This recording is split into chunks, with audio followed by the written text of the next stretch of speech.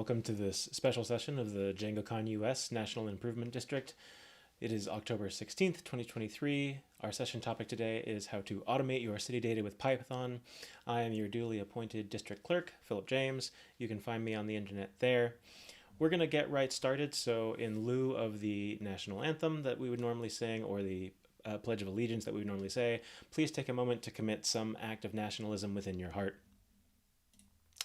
Let's start with some math. For most of us, we live in an area that has a city council and a county board of supervisors or some equivalent, and if we assume that those groups meet 2 meetings per month, and there are roughly 5 decisions made at each of those meetings, then we are looking at 20 decisions made by civic government groups per month that affect us. These include things like tax rates, rent control, housing policy, police spending, fire department spending, library spending, public health. But really, it's more like 1 city council and 1 county board of supervisors with 3 committees times 2 meetings per month times 5 decisions per meeting. And again, we're being very conservative here. Now we're up to 50 decisions per month. That includes things like parks, school spending, education policy, transportation. However, really, like I said, we were being conservative. It's more like 10 committees, and now we're up to 120 decisions per month, and we're including things like public art, civil rights, voting rights, historical preservation, traffic patterns, city pensions, street naming. If you don't see something on this list that affects you, I would love to know about it, because I think that all of these things affect some of us to some degree. Which brings me to point 1.2. Do you know your current city council members? Your current county supervisors? Do you know their voting record on rent control and housing? Do you know their voting record on COVID protections? Do you know their voting record on civil rights? 1.3, would you like to? So who am I? Like I said, I am your duly appointed district clerk. My name is Philip James. I have been a speaker at a number of DjangCons and PyCons and Python conferences around the world. I'm also very grateful to serve as a Python Software Foundation fellow, and as my day job, I am the CEO of CrowdAlert. CrowdAlert is trying to make DevOps and SecOps and DevSecOps and everything around security operations better for you and your business. Please reach out to me if that is at all interesting to you. So how are we going to answer the questions that we have? First of all, the data to answer these questions exists. The data is mostly accessible, but it's in weird formats and locations. Here's how most civic government meetings work. A clerk, like myself, will put together an agenda. A meeting will happen. Minutes are taken from that meeting. The clerk puts together a PDF. They upload the PDF and meeting details to legislative management software. If you have done any research in this space, you've probably come across Legistar. And then that's kind of it. We're right here. A lot of these documents end up being write-only documents. They are committed and then no one ever reads them. We're going to change that, but first, a quick note on legality. I am not a lawyer, but this data is, in most cases, public domain by default. This is your government making decisions that affect you. They have to share this information. That said, we're dealing with websites. Please carefully check for terms of service anywhere you're getting this data. When in doubt, you can email the civic body. Often if you email the clerk for these organizations, they will happily point you at the information online, or in some cases, they will just send you a PDF full of all the minutes going back as far as they have. A zip file full of PDFs with all of those things. Also, scraping the web is legal. The Ninth Circuit has ruled so and has affirmed that decision. Again, I am not a lawyer, but you're probably safe scraping public data to be used for the good of the public. Item 4.1, our goal. Our goal is to get this civic data into a normalized, searchable, queryable form. If that sounds like a database, you're in luck. That's what it is. We're trying to get all of this data into a database that we can do something with. We're going to use 2 tools. One, we're going to use Python. Hopefully that was obvious. We're at a conference that's talking about Python. We're also going to use a fabulous tool called Dataset. If you're not familiar with Dataset, that's fine. You're going to get familiar here. I highly encourage you to look into it. It is maybe the best lightweight data exploration tool that's been written in the past decade.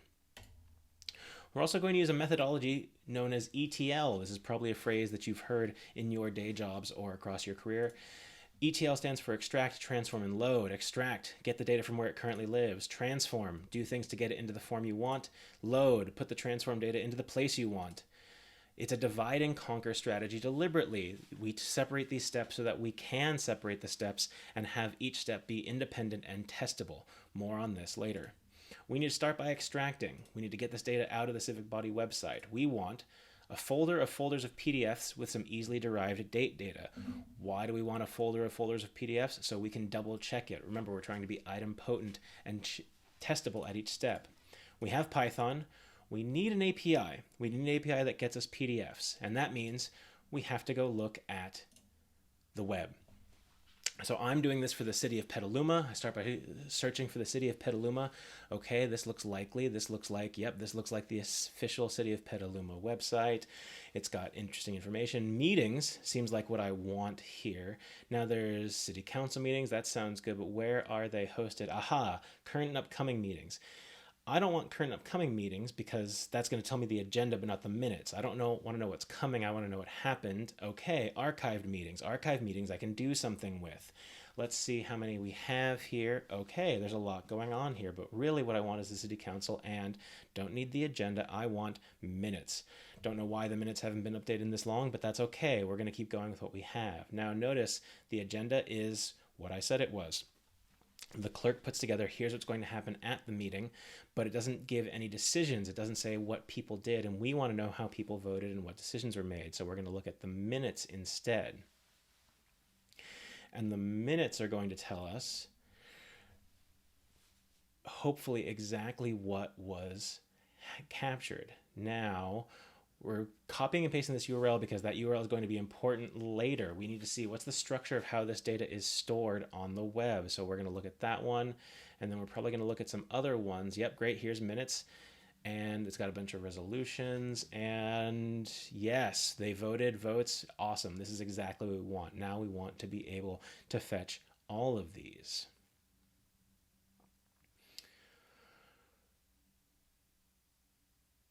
Now, we could click through and we could download all of these by hand, but that's pretty inefficient. We want to let Python do the work for us. But in order to get Python to do the work for us, we need some sort of API that's going to tell us, here's how to get at it. So again, let's take a look at this link address one more time. This is a different one. Nope, it's the same one again. And so we need to see, okay, what's the structure here? Is it consistent?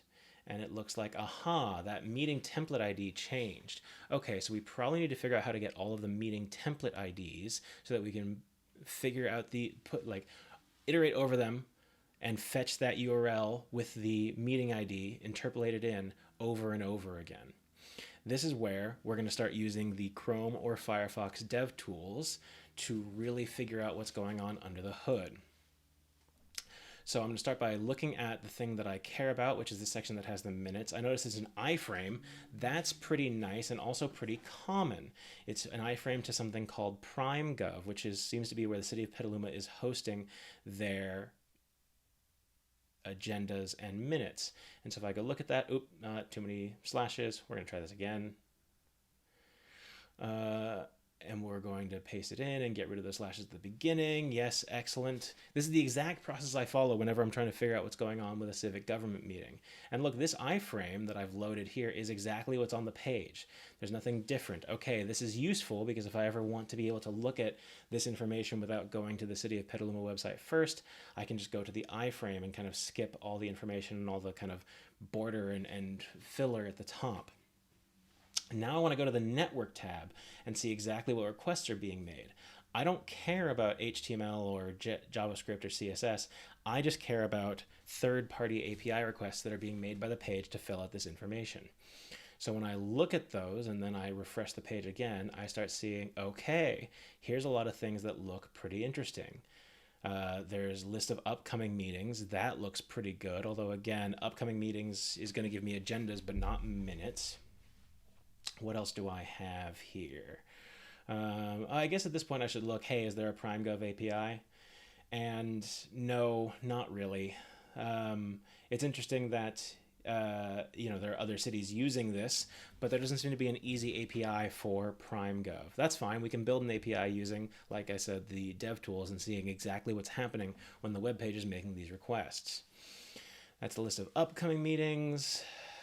HTML packet, that's interesting, but I still think that's probably not what I want here.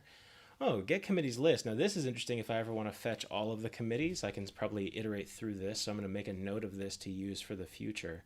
But what I really want, yes, this is what I want right here, because the agenda and, I think I saw it, minutes.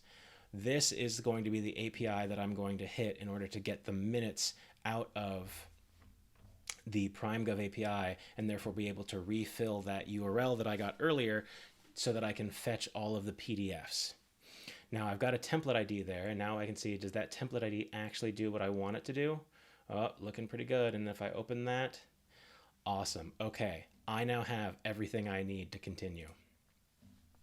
So we have an API. Now we need to use Python to get all the PDFs out of that API. So how is that going to work? For body and bodies, for year and years, you can read this pseudocode, but effectively, we're going to iterate through all the API, that full API response until we've gotten all of the PDFs for every committee, or in the case, a civic body, for every year that we care about. We may not care about everything, but I'm always interested in the full set so that I can compare year over year. We're going to get the matching documents, and then we're going to save PDFs using this date format as the title. Why do we use this date format as the title? So that we can easily extract date information when we're parsing this later without having to go into the PDF for date information. And when I do this, I get something like this. This is actually for Alameda, the city where I live. And you can see that I've got a folder of folders, and each of these is filled with PDFs. Now we come to transform. We need these PDFs to be DB insertable text. They need to be not a PDF. They need to be just text strings that can go straight into a database. We need a folder of folders of text files, again with some easily derived date data. We have Python. We need a tool for exporting. So again, I'm just going to keep mentioning this. We are separating concerns. We are trying to be recoverable and usable at every step so that we can see whether the previous step worked the way we intended it to. We're going to use two things here. Fits, which is going to turn PDFs into PNGs of pages, and then Tesseract, which is going to turn those PNGs of pages into text files of pages. Tesseract is a project done by Google that allows you to do OCR on your laptop pretty easily. When I first did this, I used an Amazon product that would do OCR off of text files in an S3 bucket. That actually got too expensive for my taste, and I will show you why in a little bit. So we're going to start by splitting those PDFs into pages, again, iterating over the whole set, doing an open and then exporting each page of the doc as a PNG, and then OCRing each page into text that we can then use in the database. One quick side note, isn't this slow is a question that I often get. And whenever somebody asks you this question, the response that you should give should always be, compared to what? This is not a real-time application. We are doing processing on our laptops to go into a database that then the database will be hosted in real time, but it does not need to be updated in real time. And we can use Sentinel values that we can store either in the file system or in memory to kind of track our progress and therefore recover if any step fails. And so slowness kind of only matters if you're going over the entire set, but you're not going to be going over the entire set very often. Okay, we have at this point everything we need. Now we need to load it. We need to make this data queryable and searchable. So we need a database of all our civic meeting data. What we have is Python and dataset.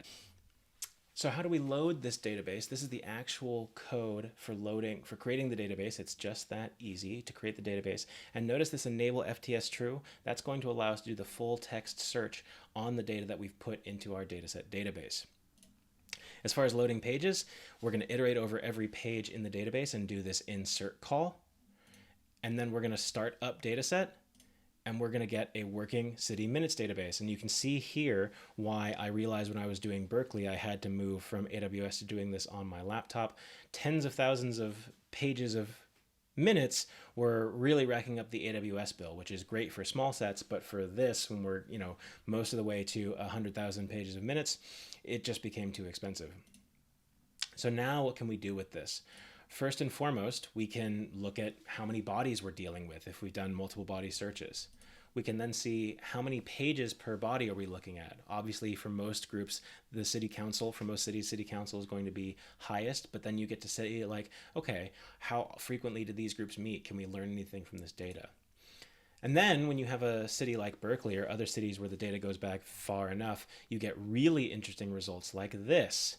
From May 27, 1941, let our intelligentsia quit quibbling as to whether ours is a democratic or republican form of government. Academic debate on such matters may be justified in a period of international tranquility, but not when the world is in flames. This is someone asking the Berkeley City Council to take a strong position against Hitler and Germany in World War II. That's the kind of cool thing you can pull at when you have access to this data. Or perhaps you want to know, when was the first time that transgender rights were mentioned in a particular city council meeting? And so here we see that for Berkeley in 1997, they talked about transgender rights as part of celebrating Pride. Now that we have this data, we need to deploy it and make it useful to other people. Luckily, Dataset provides some great options for deploying. Both Vercel and Fly.io are new platform as a service companies that Dataset has great targets for deploy to. You can also build this database and do a lot of the processing via GitHub Actions. If the dataset is small enough, you can store the PDFs right in GitHub. Otherwise, you can put it in S3 and again, use Sentinel values to keep track of how far you have processed. You can do crons in GitHub Actions, so if you want this to run once a day, you can set that up pretty easily in your GitHub Action YAML. Where do we go from here? The Council Data Project is the project that inspired my work. They are doing similar work, but instead of operating off of the minutes, they're operating off of the recorded videos, because so many city councils are on Zoom and we're recording videos before that. And they're doing speech to text on those videos so that you can actually search directly what was said. They have a different set of results and they're providing a different lens, but are still doing incredibly useful work for the cities they're working with. Also check out the Dataset plugins. There's a rich plugin ecosystem that will provide you a ton of ways to better visualize and play with this data. And with that, I'm going to adjourn this special session of the DjangCon US National Improvement District. Thank you so much for attending. We will post these minutes online, hopefully. Otherwise, thank you so much and have a great day.